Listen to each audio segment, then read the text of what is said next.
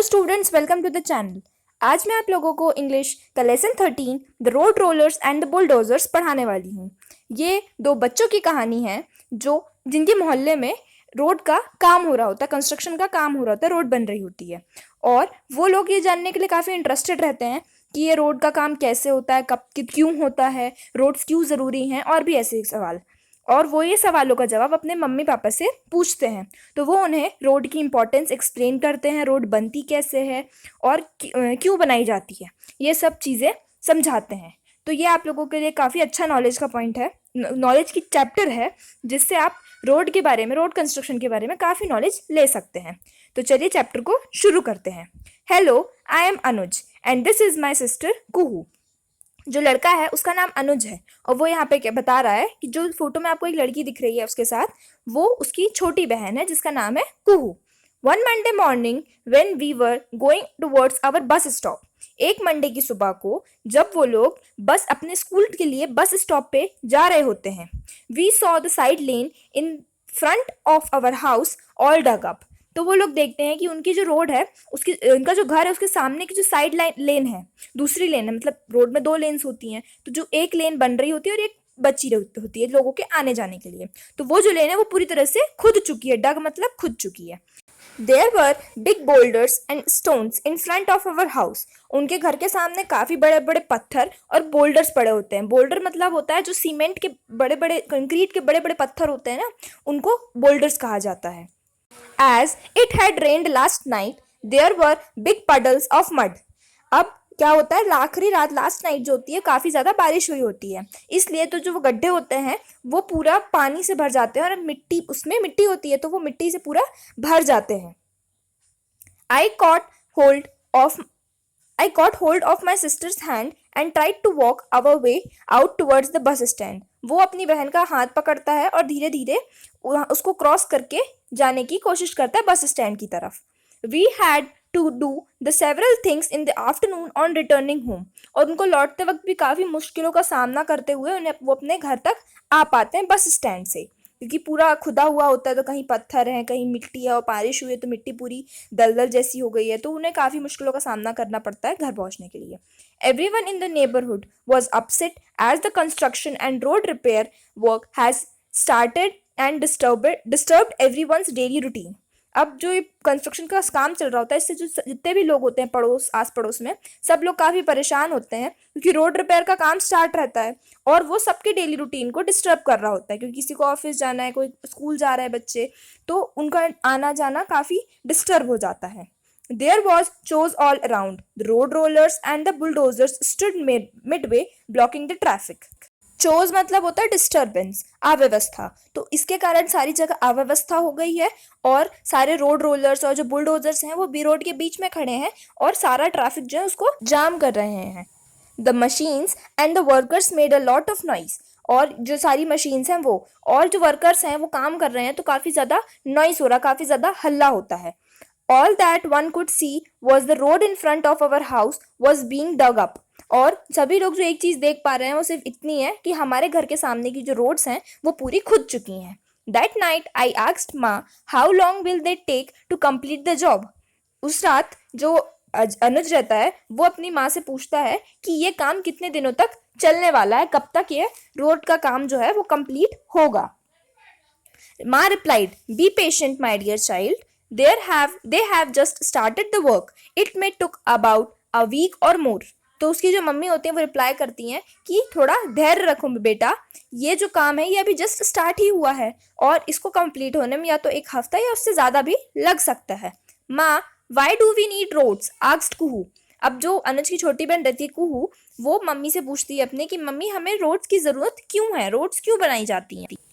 Well we all need roads to travel, माँ said. तो उसकी जो मम्मी होती हैं वो बताती हैं कि हमें रोड्स की ज़रूरत क्यों होती है, ट्रैवल करने के लिए, एक जगह से दूसरी जगह जाने के लिए।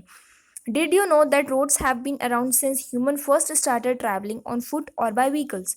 उसकी मम्मी बताती हैं आगे कि क्या तुम्हें पता है कि रोड्स तब से हैं जब से ह्यूमंस सबसे पहले एक जगह से दूसरी जगह जाना स्टार्ट किए थे, चाहे वो पैदल जाने की बात हो या व्हीकल से, किसी गाड़ी वाहन से। There were tracks and paths along the houses, and as people kept on walking on these paths, they became roads. जब पहले के टाइम पे भी ऐसे रास्ते होते थे, ट्रैक्स होते थे जहाँ से लोग पैदल जाया करते थे, और धीरे धीरे उनको रोड्स का नाम दे दिया गया। जो उनके घर से लग के रास्ते थे वहाँ से जो वो जाया करते थे, तो उन्हें धीरे धीरे रोड्स का नाम दे दिया गया उन रास्तों को। What are these roads made of? I asked her. फिर अनुज उनसे पूछता है कि रोड्स ये जो होती हैं वो किससे बनती हैं? Earlier most roads were made of dirt but whenever it rained these become mud pits. पहले के टाइम पे जो रोड्स होती थी वो डर्ट से, मतलब मिट्टी पानी ये सब जो होता है, डस्ट होती है, इसको डर्ट में काउंट किया जाता है। तो ये मिट्टी से बनाई जाती थी, पर जब भी बारिश होती थी तो वही पानी मिट्टी जो होती थी वो कीचड़ में बन जाती थी, और एक तरह से वो मड पिट बन जाता था। मड मतलब मिट्टी और पिट मतलब गड्ढा, तो मिट्टी के गड्ढे की तरह वो बन जाता था। So engineers began to develop new ways to make roads stronger, durable and passable during all seasons. इसीलिए जो इंजीनियर्स हुआ करते थे उन लोगों ने नया तरीका खोजा जिससे रोड जो काफ़ी मजबूत हो, ड्यूरेबल मतलब ज़्यादा टाइम तक चले, और पासिबल ड्यूरिंग सीजन्स, और जिससे हम हर सीजन में आ जा सकें। Nowadays, material like soil, gravel, concrete or asphalt are mainly used in the construction of roads, माँ explained। तो उसकी मम्मी बताती हैं कि आज के टाइम पे सॉइल मिट्टी, ग्रेवल मतलब गिट्टी, कॉन्क्रीट मतलब सीमेंट, और एल्फास्ट ये सब चीज़ों का मेनली यूज़ रोड कंस्ट्रक्शन में किया जाता है। पापा asked, did you notice the huge construction vehicles that help speed up the laying of roads? फिर उनके जो पापा रहते हैं वो पूछते हैं कि रोड का काम जल्दी कंप्लीट होने के लिए जो बड़े बड़े व्हीकल्स तुम लोगों ने देखा होगा जिनसे जो इनका यूज़ हो रहा है रोड बनाने के लिए, तुमने ध्यान दिया है उनके पर, उनको देखा है? Yes, we saw a couple of these standing by, said Kuhu. तो जो कुहू रहती है वो बोलती है कि हाँ हमने कुछ बाहर खड़े देखा है उनको। Can you name them? Asked पापा। पापा उनके फिर पूछते हैं कि क्या तुम उनका नाम बता सकते हो? I know, I replied ईगरली। वो बहुत एक्साइटेड होकर अब रिप्लाई करता है अनुज, या कि हाँ मुझे मालूम है। One of them is the bulldozer and the other one is the road roller. कि उनमें से एक जो है वो बुलडोजर है और दूसरा जो है वो रोड रोलर है। That's right, these vehicles have different uses. तो पापा बोलते हैं कि हाँ तुमने बिल्कुल सही कहा, इन व्हीकल्स का जो है वो कई चीज़ों में यूज़ होता है।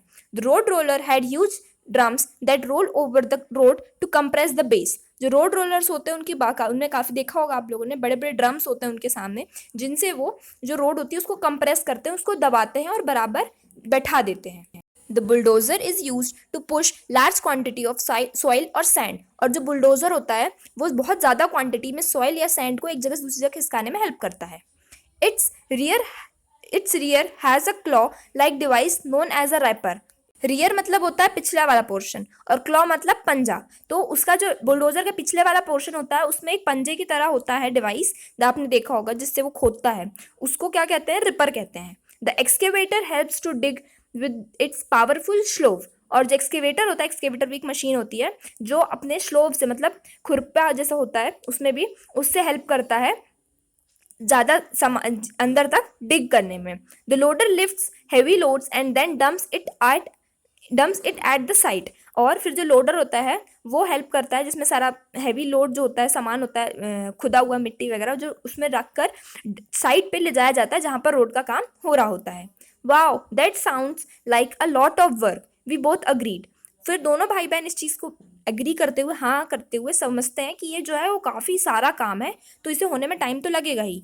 The roads were repaired in about a week's time, just as Ma has said. अब जो रोड होती है वो एक हफ्ते में करीब रिपेयर हो जाती, जिसे कि उनकी मम्मी ने कहा था कि इसमें एक वीक लगेगा। The work was finally over. जो काम है वो अब पूरी तरह से खत्म हो चुका है। We now had beautiful new roads without any potholes. और अब उनके पास एक नई ब्यूटीफुल रोड है जिसमें बिल्कुल भी पॉट होल्स नहीं है। पॉट होल्स मतलब गड्ढे नहीं हैं। तो ये था हमारा chapter the road roller and the bulldozers. अब हम मिलेंगे नेक्स्ट चैप्टर में। Thank you.